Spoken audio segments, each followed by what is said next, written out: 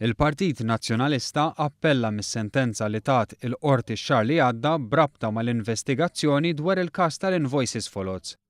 Il-Qorti Kostituzzjonali tefet il-barra każ li l-Partit Nazzjonalista kien beda kontra l-Kummissjoni Elettorali u l-Avukat Ġenerali bilan li l-Kummissjoni Elettorali ma tinvestigax dwar l-iskema tal-Invoices Folots.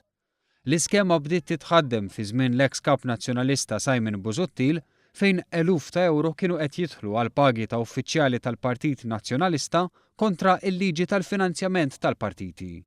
Fil-fatt kienu s-Segretarju Ġenerali ta' dak iż-żmien Rosette Take u l-President Enfenek li dak iż-żmien fetħu l-każ oriġinali u l-intilef bleru u xniexel.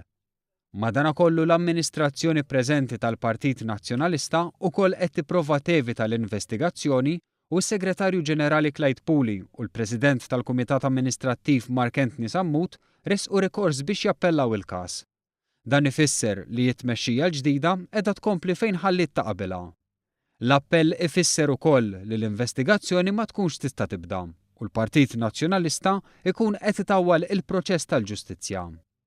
B'reazzjoni għad-deċiżjoni tal-Qorti f'April li għadda, il-Gvern kien appella lil Partit Nazzjonalista biex jikkopera mal-Kummissjoni Elettorali fil-proċeduri dwar l-allegazzjonijiet serji ta' ksur ta' regoli tal-finanzjament tal-partiti politiċi u li dan għandu jsir bir-rispett tal-prinċipji tas-saltna ta' dritt.